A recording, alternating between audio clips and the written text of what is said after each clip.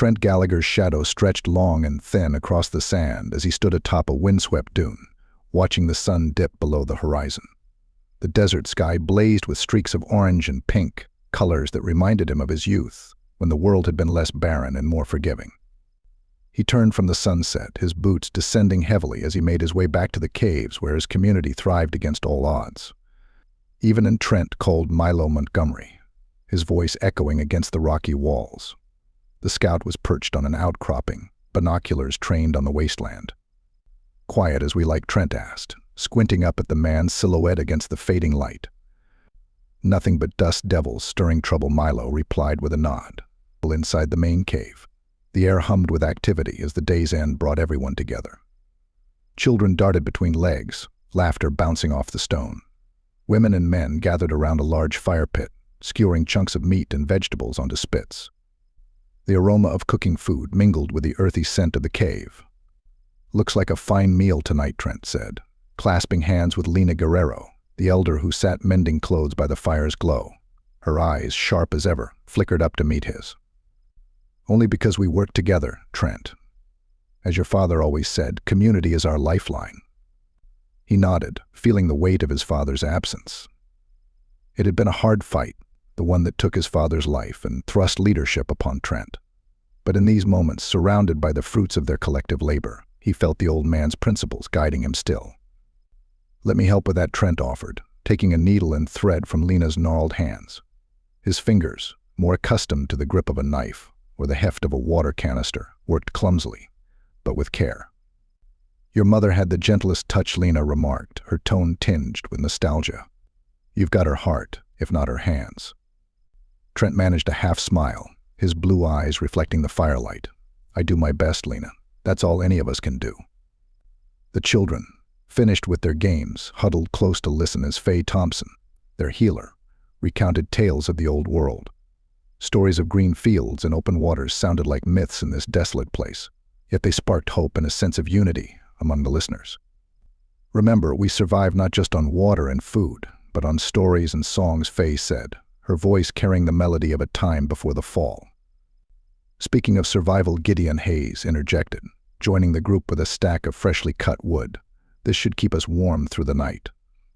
"Good work," Trent acknowledged with a nod to his childhood friend, whose loyalty over the years had been unwavering. Together they stacked the wood, their movements synchronized in silent understanding. As darkness settled fully over the desert, Trent surveyed the faces illuminated by the firelight. Each scar, each line told a story of struggle and perseverance. This was his community, bound by necessity and strengthened by choice. They were survivors, loyal to the bone, their shared hardships weaving a tapestry of unspoken trust. "Tonight we rest," Trent announced, his voice steady and sure. "Tomorrow we face whatever comes, but remember, we face it together." Heads nodded, and murmurs of agreement rippled through the group. In the depths of the cave, away from the unforgiving wasteland outside, they found strength in each other's presence. And as they settled in for the night, sharing warmth and whispered dreams of verdant fields, Trent knew that no matter what lay ahead, their unity was their greatest weapon against the vast, indifferent desert. Trent's sleep shattered with the crack of gunfire, a sound alien yet terrifyingly familiar. Adrenaline surged as he snapped upright, his bare feet hitting the cave floor with a thud that echoed against the stone walls. The cavern's a labyrinthine sanctuary hollowed out by time now reverberated with screams and chaos. Attack! Milo Montgomery's voice cut through the din, urgent and sharp as the knife he brandished. Where Trent barked, grabbing for his weathered leather jacket and the pistol secured within. East Tunnel, Lena Guerrero called out, her voice a commanding boom as she loaded her shotgun, aged hands steady despite the tremors shaking the ground beneath them. "Get to cover," Trent ordered, striding toward the commotion with purpose etched into every line of his muscular frame. Gideon Hayes was already there, firing controlled bursts from his rifle, the smell of gunpowder mixing with the dust in the air. Cultists. They're swarming like locusts. "Protect the young ones," Faye Thompson shouted above the noise, her red hair a fiery beacon as she herded the children towards the back caves. Addie, a cry rose above the rest, a note of panic that sent a jolt through Trent's core. He pushed forward, eyes scanning for the blonde head of their messenger. Instead, he saw cultists masked and merciless dragging away limp forms of his people. One caught his eye, a towering figure with cold, gray eyes, the unmistakable gaze of King Blackwood. Blackwood, Trent roared, his voice ricocheting off the cavern walls. A clash of metal, a flash of movement, and Trent dove into the fray, his fists connecting with flesh, his movements a dance he wished he'd never learned. Gideon fought beside him, a seamless extension of Trent's own will to protect their home. "Fall back," Trent commanded when it became clear they were outnumbered. "We regroup and—" Addie's gone. Milo's shout stabbed him with icy dread. He glanced around, the absence of Addie's presence a void that threatened to swallow him whole. "Damn it," Trent slammed his fist against the cave wall. His blue eyes, usually calm seas, were now stormy skies promising vengeance. As the last of the attackers retreated, dragging their captives into the blinding glare of the wasteland sun, silence descended, heavy and suffocating. Trent turned to face the remnants of his community, his heart hammering against his chest like a drum of war. "We can't let this stand," he said, the weight of leadership pressing down on him, heavier than the desert heat. "They took our people, our family, and we will bring them home." Around him, faces grim with determination stared back. In the flickering shadows cast by the remaining torches, they looked like ancient warriors, ready to reclaim what had been stolen. "Blackwood thinks he can break us," Lena said, her voice carrying the resolve of ages. "He's wrong." Strategy, Milo interjected, his dark eyes scanning the map etched into the dirt. "We need a plan. First we take stock of what we've got," Faye added, her healer's hands already moving to tend the wounded. "Then we hit them hard and fast." Agreed. Gideon nodded, reloading his rifle. "We know these lands better than they ever will." "Tonight we prepare," Trent concluded, his resolve steel hard. "Tomorrow we fight not just for survival but for our kin. We are more than this desert, we are a community, bound by blood and sand." They gathered closer, a circle of strength in the dimming light. Weapons were checked, supplies inventoried, and hearts steeled for the battle ahead. Each member knew the cost could be steep, but the price of inaction was higher still. "Remember," Trent said, locking eyes with each of them in turn, "we do this together. For Addie, for all those taken, for us." Until the end they murmured, their voices a chorus of unyielding spirit. The night crept in, cloaking the caves in darkness, but within, a fire kindled, a fire of courage, of rage, of unity. Tomorrow they would strike, and the forgotten cult would learn that some things remained unforgotten: loyalty, community, and the fierce will to protect one's own. Trent led the hushed procession through the shadowy crevices of the ravine, the serrated edges of rock looming like silent sentinels. Their souls whispered against sand and stone, each step a calculated risk in the vast moonscape of the desert wasteland. Faye's eyes darted about, cataloging herbs that grew stubbornly between cracks for their medicinal properties. Lena's hand brushed against the rough wall, her touch a silent prayer to the ancestors who had once called these lands home. "The water lines," Milo murmured, pointing out faint moisture trails streaking the rocky surfaces. "They've been here recently." "Keep your voices down," Trent cautioned, his blue eyes scanning ahead where the stronghold of the forgotten cult lay veiled by darkness and deceit. They had chosen nightfall for its cloak, but the desert was treacherous, even without the sun's merciless gaze. "Frontal assault would have been suicide," Gideon whispered, the familiar weight of his rifle cold against his back. "Too exposed." "Agreed," Trent replied, his voice low. "Infiltration gives us the element of surprise. We stick to the shadows, move with purpose, stay close."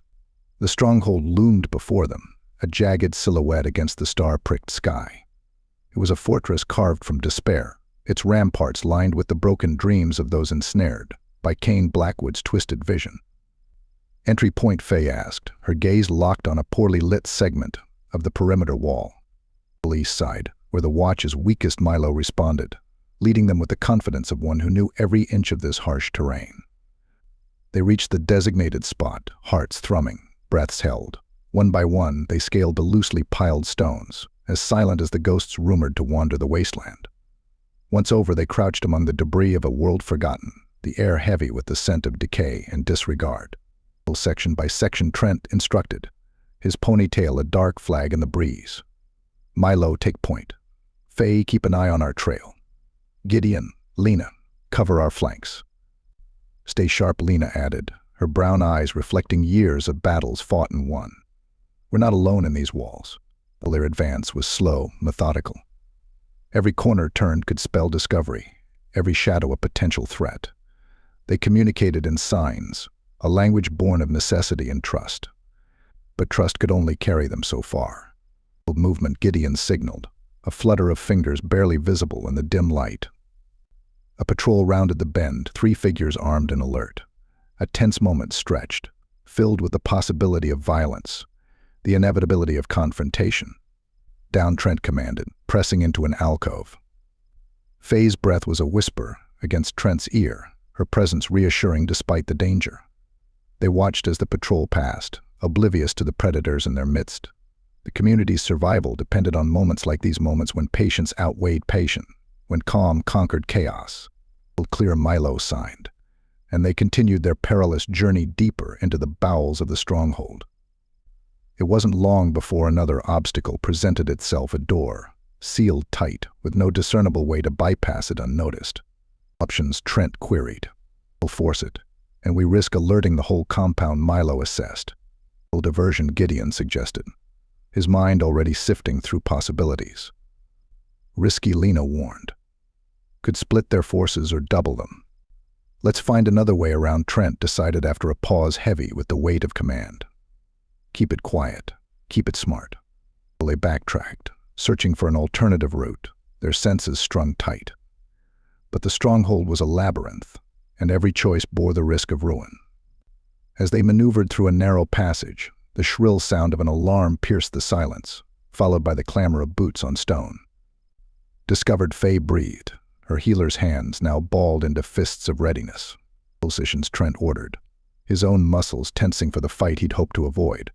Gideon and Milo took cover behind a fallen beam, their weapons trained on the approaching danger. Lena stood firm beside Trent, her wisdom now a shield as much as any armor. Remember why we're here, Trent said, his voice steady amid the cacophony of the alarm. For our people, for Addie. Until the end, Lena affirmed, her eyes alight with the fire of defiance. Kane Blackwood's forces swarmed into the passage, a tide of malice and metal. The standoff was upon them, the air electric with the promise of bloodshed. We'll stand together, Trent roared above the din, his community's last line of defense in a world gone mad. Fight is won. And with that cry, the battle erupted, a clash of wills, a test of loyalty, a symphony of survival in a desert unforgiving and unyielding. Gunfire echoed down the corridor, ricocheting off stone walls as Trent and his group took cover. Dust and debris filled the air, stinging their eyes, a tangible sign of their dire situation. Trent knew they were outnumbered, the forgotten stronghold, a veritable fortress designed to disorient and trap. Any ideas that don't involve dying in this godforsaken place, Gideon grunted, reloading his weapon with practiced hands, eyes never leaving the advancing enemies. Working on it, Trent replied, his mind racing for solutions. Just as the cultists began to close in, an explosive sound from behind them drew everyone's attention. A section of the wall crumbled away, and through the dust emerged figures dressed in mismatched armor. The leader stepped forward, a scarred helmet obscuring their face. Alex, the figure announced, voice muffled but recognizable as a woman's. She removed her helmet, revealing a mess of black hair and determined green eyes. We're not with Blackwood anymore. We want to help. Trent was skeptical. Former cult members could be as dangerous as current ones, but the steady gaze of the woman named Alex spoke of earnest intent, and the chaos around them didn't afford the luxury of doubt. Prove it, Trent demanded tersely. Your messenger, Addie Foster, we've got her safe, along with others. Follow us if you want to save them. It was an olive branch wrapped in barbed wire. Trust was a gamble, but one he had to take. Lead the way, he said, after a moment's hesitation. With adrenaline coursing through his veins, Trent signaled his people, and together they fell into step behind Alex and her group. They navigated through secret passages, the sounds of pursuit fading into the distance. They used to be part of the cult's escape routes, Alex explained as they hurried along. Now we use them to free the captives. The corridors twisted and turned, leading them deeper into the heart of darkness. Trent couldn't shake the feeling of descending into the belly of a beast, each step taking them closer to a final confrontation. They arrived at a dimly lit chamber where several people huddled in fear. Among them was Addie, her once bright eyes now shadowed with the ordeal she'd faced. At the sight of Trent and her friends, life sparked within her again. "Addie Faye," exclaimed, rushing to embrace the young messenger. "Thought I'd never see daylight again," Addie admitted, clinging to Faye. Her voice trembled, but her relief was palpable. "Let's make sure you do," Trent said, offering her a reassuring nod. They couldn't linger, danger still prowled these halls. Moving out with the freed captives, the group encountered new hazards, traps set to impale or incinerate the unwary. Milo's scouting skills proved invaluable, detecting tripwires and pressure plates hidden in shadows. "Step where I step," he instructed, leading them through the minefield of death. Their progress was relentless, tension mounting with every corner turned. Soon, a thunderous roar shook the structure, and they found themselves face to face with the cult's elite guard giants in spiked armor, wielding cruel-looking weapons. "Stand fast," Lena called out, her presence a calm within the storm. Battle erupted anew, fierce and unforgiving. Trent fought shoulder to shoulder with his people, Alex's former cultists proving their worth as allies. Blood spattered on ancient stones, cries of the wounded and dying filling the air. Yet despite the onslaught, Trent's conviction held strong, his belief in community and loyalty unshakable. As they cut down the last of the guards, the path to Cane Blackwood lay open before them. Each step resounded with determination, echoing the heartbeat of their united front. The endgame approached, and Trent Gallagher readied himself for what would come next. As the dust settled and the echoes of battle faded, Trent's community gathered in the stronghold's central chamber. The air was thick with relief and the metallic tang of spilled blood. Many tattered banners hung from the walls like defeated specters, and the once imposing stone throne lay shattered, a symbol of their hard-won triumph. "Everybody accounted for," Trent called out, his voice rough with fatigue and victory. The survivors nodded, some embracing, others tending to their wounds or the injured. Faye moved between the huddled forms, her healer's hands gentle yet firm as she applied salves and bandages.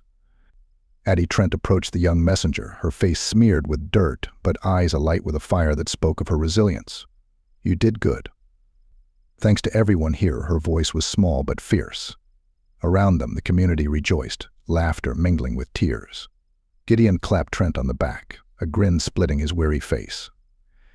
"Thought we were goners this time," Gideon admitted, but his eyes shone with pride. "We're never goners," Trent replied, sharing a moment of camaraderie before his gaze swept the room again. It nagged at him the victory was too quiet, the enemy's retreat too sudden. "Where's Cane?" he muttered under his breath, scanning the faces for the one that haunted them all. "Should have been here," Milo interjected, materializing like a wraith beside Trent. "Something's not right." Trent's heart sank. He dashed towards the command post, a cramped room cluttered with maps and strange devices. Lena was already there, her wise eyes scanning a sequence of monitors. "Blackwood's gone," she said without preamble, confirming Trent's worst fear. The screens showed empty corridors, save for a few bodies of the fallen cultists. "Damn it," Trent slammed his fist against the wall, the impact reverberating through the stale air. His community needed him calm, collected. But how could he be when the serpent had slipped away? "Looks like he took hostages." Milo's voice was grim as he pointed to a grainy image of figures being herded by masked enforcers. Hufei's voice was raw with concern as she joined them. "Can't tell." Their hooded Lena responded, her fingers flying over the controls, trying to track the escapees. "Doesn't matter who," Trent declared, turning to face those gathered. "We get them back." The community rallied around him, a solid phalanx of resolve. They'd face down death together, they wouldn't abandon their own. "Alex, you and your people know Blackwood's tactics. What can you tell us?" Trent asked, looking to the former cultist whose allegiance had shifted tides. "Only one way out for him now," Alex said, gaze locked with Trent's. "Through the tunnels, into the desert." "Then that's where we go." Trent's decision was met with nods of agreement. "We end this. For good." They set out under an angry sky, the relentless sun beating down on the arid expanse of sand and rock. The desert wasteland stretched before them, unforgiving, but Trent's determination was as unyielding as the earth beneath his boots. It'll keep close. Watch for tracks, Trent instructed, squinting against the glare of the midday sun. Milo led the way, his sharp eyes picking out signs of passage among the dunes. Here Milo pointed to a disturbed patch of sand, a clear sign of hurried movement. Good, we're on them. Trent's pulse quickened. They moved faster, the weight of their weapons a constant reminder of the confrontation to come. Lena reminded them periodically, her experience invaluable in the merciless terrain. They rationed their supply carefully, conserving energy for the battle ahead. The trail led them through a narrow canyon, its towering walls casting long shadows that offered brief respite from the heat. Every sound was amplified, every shift of pebble a potential threat. A trap ahead, Gideon warned suddenly, halting the group with an outstretched arm. A thin wire gleamed in the fading light, ready to unleash unknown horrors upon anyone who triggered it. Careful, Trent whispered, his senses heightened. They navigated the danger, inch by cautious inch, until they emerged onto open ground again. Look, Addie's shout drew their attention to a plume of dust on the horizon, moving fast. Well, it has to be them, Trent surmised, staring at the distance they still had to cover. The race was on, and time was not their ally. Let's move, he ordered, setting off at a run, his community at his heels. The chase pushed them to their limits, but they would not falter. Kane Blackwood was out there, and with each pounding step, Trent swore they would bring him to justice, or die trying. Through the rust-colored dust and heat-warped air, Trent could see them, figures in tattered robes, silhouettes of rifles slung over shoulders. The forgotten cult moved like a serpent across the barren desert, leaving nothing but death and despair in its wake. Stay low, Trent whispered, his voice barely audible over the wind that carried the scent of scorched earth and gunpowder.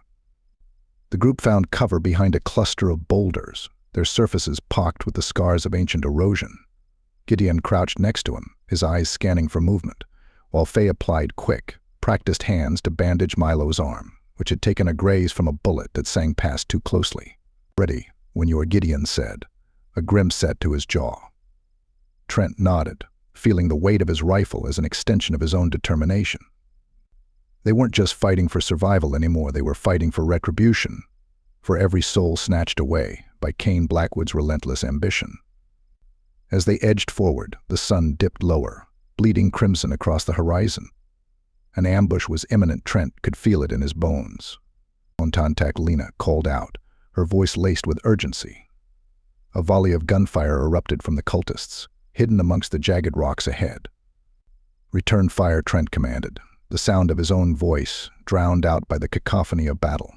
Bullets whizzed by, kicking up plumes of dust as they struck the ground.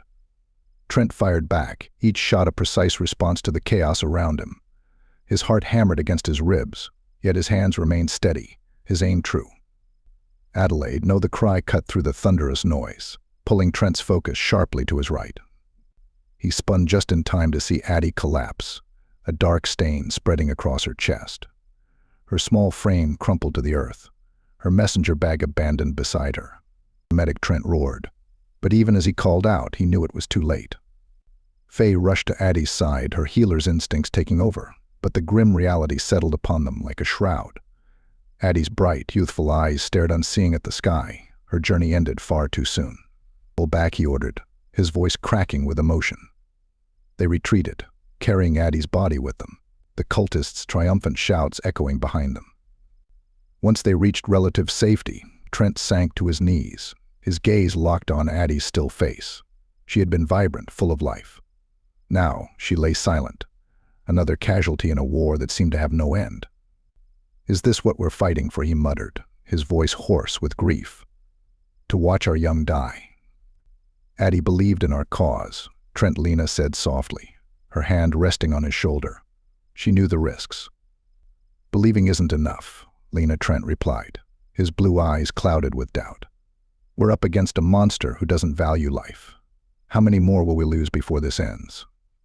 Then we make sure it ends, Gideon interjected, his tone resolute. For Addie, for all of us. We can't let fear dictate our path. Trent looked up at his childhood friend, seeing the unwavering conviction in his eyes. He nodded slowly, the leader within him rising above the turmoil of his emotions. Prepare the others, Trent said, standing with renewed purpose. We give them hell, and we don't stop until Cain Blackwood pays for what he's done. Night had fallen by the time they laid Addie to rest beneath the stars, the soft whisper of the desert wind serving as a mournful eulogy. They gathered around the makeshift grave, each lost in their own thoughts. Tomorrow we finish this, Trent promised to the silent night. For Addie, for all those we've lost, for our future. His community stood behind him, a patchwork of resilience and shared sorrow. Together they would face the dawn, ready to confront the evil that threatened to swallow them whole. With each step towards Cain Blackwood's stronghold, they carried the weight of their loss, but also the strength of their unity. In the darkness, their resolve hardened like steel, tempered by the fire of their collective spirit. They would emerge victorious or not at all.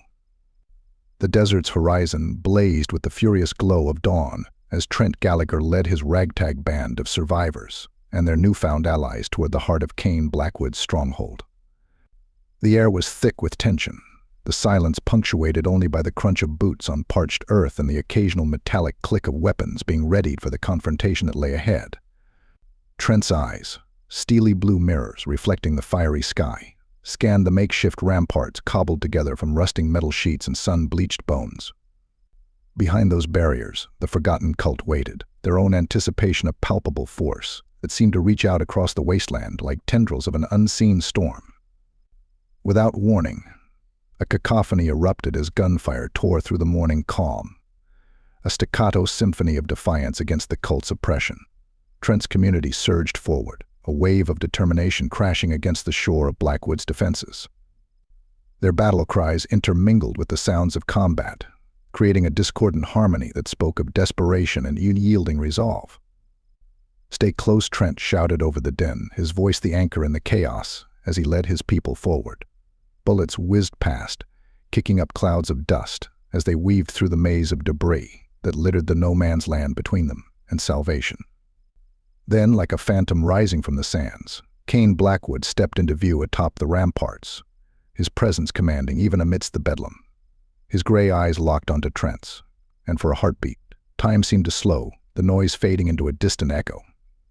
"Come on then," Gallagher Cain's voice boomed, cutting through the uproar as he descended from his perch, an invitation to the inevitable dance of death. With a grim nod, Trent acknowledged the challenge. He vaulted over a fallen beam, his muscles coiled and ready, as he closed the distance between them. The two men met with the crash of flesh and bone, a physical manifestation of their clashing ideologies. Trent's fists were relentless, each strike fueled by the memories of those lost, but Cain was a formidable adversary, his movements calculated and precise. They grappled amidst the ferocity of the surrounding battle, their personal war, a microcosm of the larger conflict. "Your community is nothing," Cain snarled, landing a heavy blow to Trent's jaw that sent stars exploding across his vision. A pathetic remnant clinging to a dead world. "The community is everything," Trent spat back through bloodied teeth, the pain igniting a fierce surge of adrenaline. With a roar, he launched himself at Cain, driven by the collective strength of every soul who stood behind him. Their struggle was a blur, the outcome hanging in the balance as they exchanged punishing blows. Then, seizing an opening, Trent delivered a crushing uppercut that sent Cain staggering backward.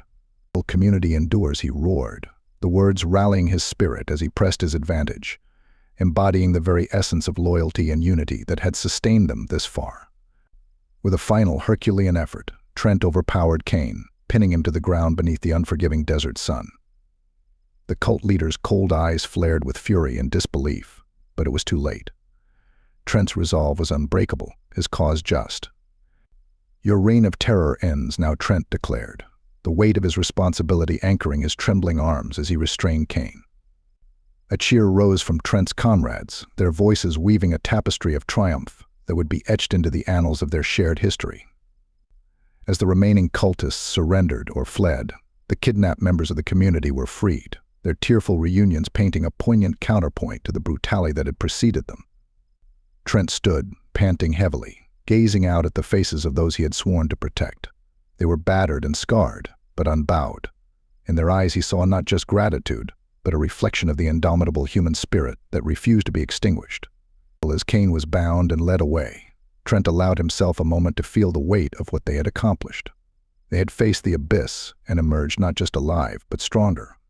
Together they had defied the odds, and together they would move forward into whatever uncertain future awaited them beyond the battleground. Trent stood at the center of the cave that had become a makeshift infirmary, his gaze sweeping over the wounded laid out on pallets of salvaged fabric. The air was thick with the scent of antiseptic and the muted groans of those in recovery. Faye Thompson moved among them, her healer's hands steady as she administered care with a grace that belied the exhaustion in her eyes. Another batch of clean bandages. Trent, she called without looking up, her focus never wavering from the task at hand. Without a word, Trent fetched the requested supplies, his movements efficient. As he handed them to Faye, their fingers brushed, and for a moment, his steely facade softened. "You're doing good, Faye. We'd be lost without you." She offered a weary smile, her determination a beacon in the dimly lit cavern. "We do what we must for the community." Outside the infirmary, the sound of hammers echoed off the stone walls, melding with the distant hum of conversation. Rebuilding had begun in earnest. Men and women worked side by side, patching up damaged structures, reinforcing defenses, and rationing out the scarce supplies with a newfound sense of purpose. "Look at EM go," Gideon Hayes remarked, approaching Trent with a clap on the shoulder. "They've got fire in their bellies, Trent. Kane's defeat. It's given them something more than just hope. A real belief in what we're fighting for." "Unity can be a powerful weapon," Trent replied, watching a group of young ones assisting Lena Guerrero with planting seeds in the community garden. The wise elder instructed them with a gentle patience, her knowledge of desert flora vital to their survival. "Remember when we used to think this wasteland would be the death of us?" Gideon asked, following Trent's gaze. "Every day," Trent admitted, "but we adapted, learned. This land isn't just something to endure, it's home, and we protect our own." The setting sun cast long shadows across the arid landscape as Trent walked the perimeter of their stronghold. Every face he passed bore the marks of the recent conflict, yet there was an undeniable vigor in their steps, a solidarity that hadn't been there before. They were no longer disparate survivors, they were a tribe, bound by shared trials and triumphs. As night fell, the community gathered around a bonfire, its flames reaching toward the star-strewn sky. Milo Montgomery strummed an old guitar, the notes raw but full of life. Voices joined in song, a haunting melody that spoke of loss and resilience. Trent stood at the edge of the light, his blue eyes reflecting the fire's dance. In this moment of collective mourning and celebration, he felt the true depth of their connection, a kinship forged in adversity. "Here's to those we've lost," he said, raising a flask in honor of the fallen. "And to those who stand with us now. Our bonds are our strength." Here the voices rang out in unison, a chorus of conviction and hope. In the days that followed, with the memory of battle still fresh, the community's spirit didn't falter. They shared stories and broke bread with their new allies, finding solace in the camaraderie that had saved them all. And when the wind howled threats of the unforgiving desert, they faced it together, fortified by the knowledge that they were no longer alone. Trent looked out over the burgeoning crops and the children playing amidst the dunes, his heart swelling with pride. This was more than mere survival, this was living, thriving against all odds. They were the keepers of the future, and as long as they stood united, nothing could extinguish their collective flame. Thanks for listening to this story. I hope you enjoyed it. If so, be sure to leave it a like and subscribe.